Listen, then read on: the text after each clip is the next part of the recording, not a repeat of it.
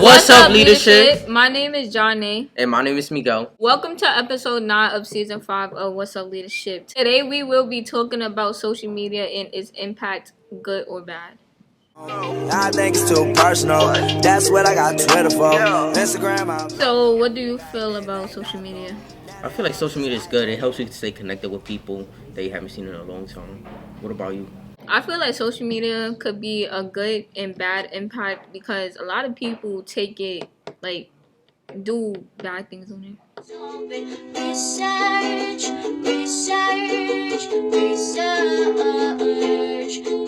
According to Annie E. Casey Foundation, numerous studies show that higher levels of social media use among children and adolescents are linked to adverse effects, such as depression and anxiety.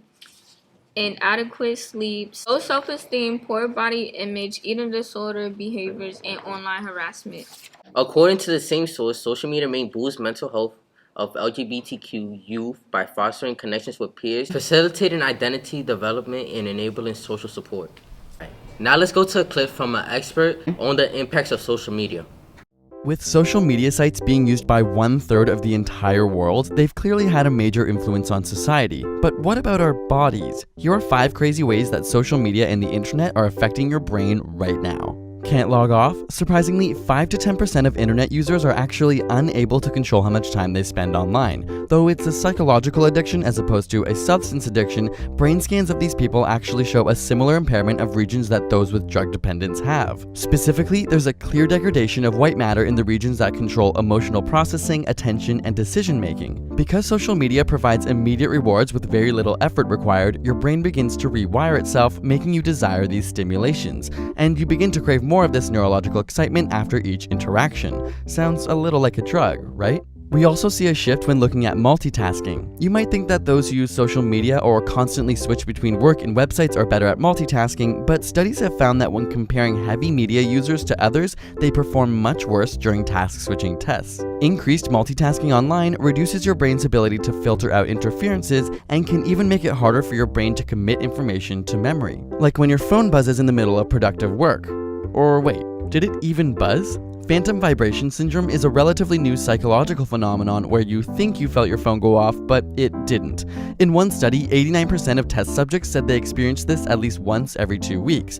It would seem that our brains now perceive an itch as an actual vibration from our phone. As crazy as it seems, technology has begun to rewire our nervous system, and our brains are being triggered in a way they never have before in history. Social media also triggers a release of dopamine, the feel-good chemical. Using MRI scans, scientists found that the reward centers in people's brains are much more active when they're talking about their own views as opposed to listening to others.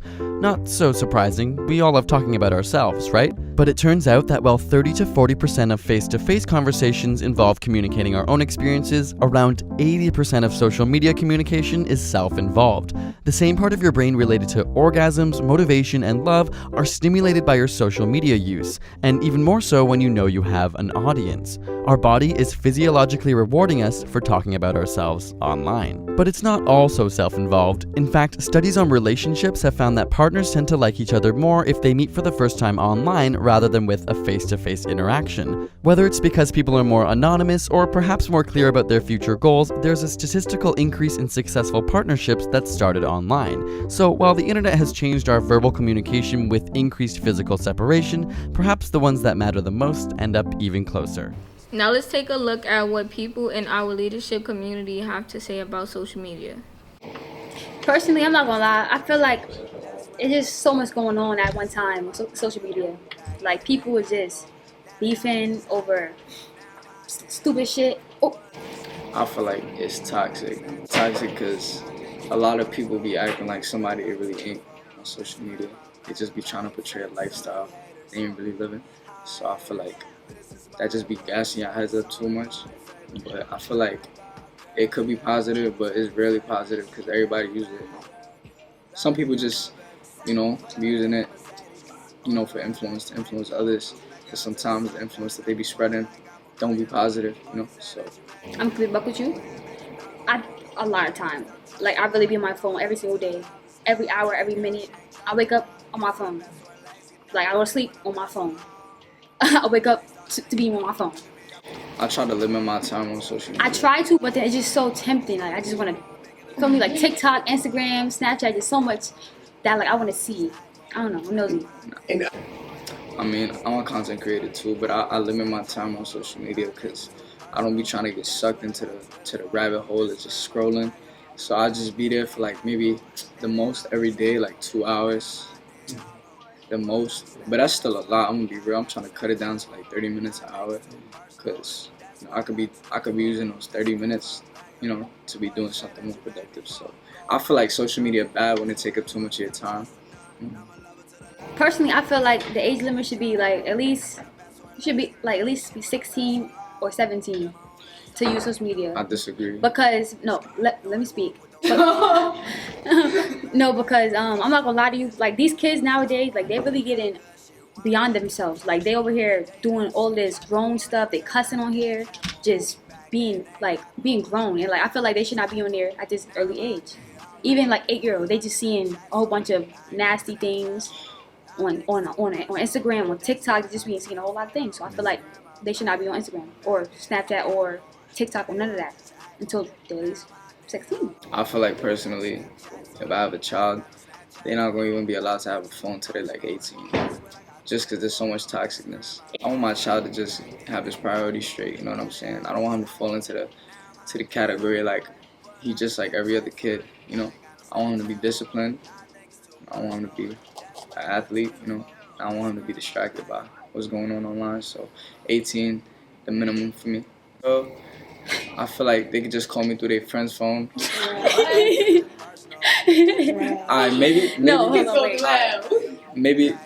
Maybe like like a Trappy or like an Obama phone. I don't want him to have a smartphone because there's just so much things you could do on that phone. It's just distractions. Nah, personally, like especially on Roblox too nowadays. Like these kids, they really be sitting here cussing. They be on there giving people their address, all that. They be on there doing a whole bunch of things that they should not be doing at that age. Like on Roblox cussing. Why you cussing for? And it be grown men on the app. It be grown men on Roblox, and then they just be talking to the kids and shit. No, I don't like that. I'm sorry. Now let's take a look at the results of our community survey. Yeah, she capping, homie. Dreadlock that cap on me. Back then they napped on me. Now they all just act on me. Now I'm out there all on me. Put a lot of Snapchats on me. I ain't got no Snapchat, homie. I think it's too personal. That's what I got Twitter for. Instagram, I'm back on. Back then they napped on me. Now they all just act on me. Now I'm out there all on me. Put a lot of Snapchats on me. I ain't got no Snapchat, homie. I think it's too personal. That's what I got Twitter for. Instagram, I'm back. Back then they napped on me. Now they all just act on me. Now I'm out there all on me. Put a lot of Snapchats on me. I ain't got no Snapchat, homie. I think it's too personal. That's what I got. Now let's go to our popular game show and watch two members from the leadership community compete.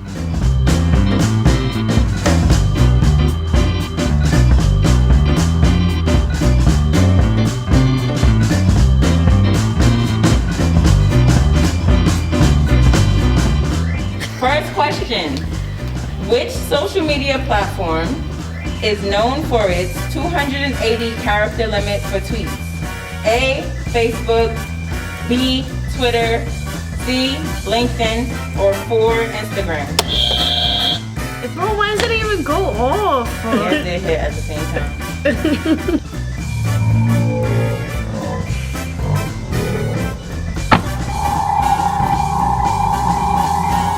You gotta do a rap paper scissors. Oh my god, yo, I just like Twitter? Yes. Tired of this. Social media!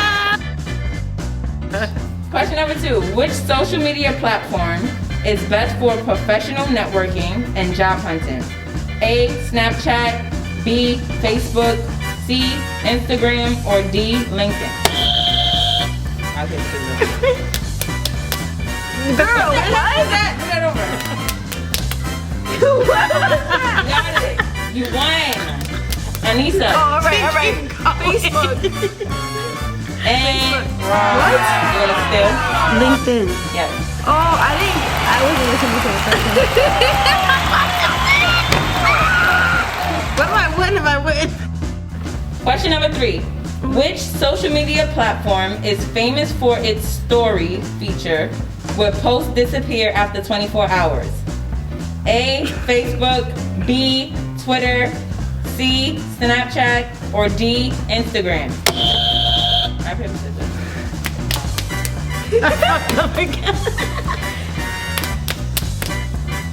Okay. Snapchat? Correct. It was two of them though. It was Instagram and Snapchat. So yeah.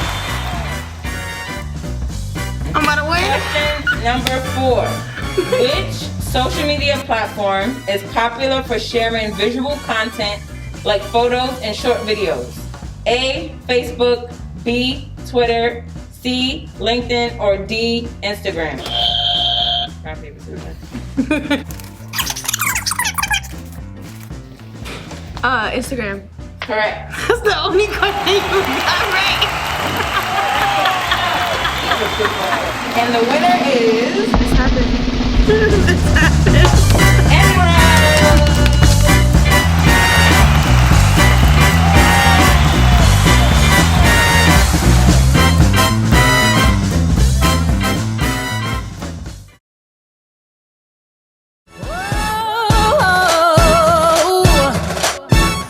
Fox hosted 2 trips over this past week. One was for my brother's keepers and the other one was for my sister's keepers. I personally went to my brother's keepers trip. It was to the Nets game and I really enjoyed myself at that trip. The next trip is on Friday, which is with Davis, and he will be taking us to Dave & Buster's. Today is the parent-teacher conference, which is taking place in the evening, and tomorrow is the afternoon parent-teacher conference. Benchmark 3 started this week. Make sure to take advantage of tutoring, which is Monday through Friday. Peace out, leadership!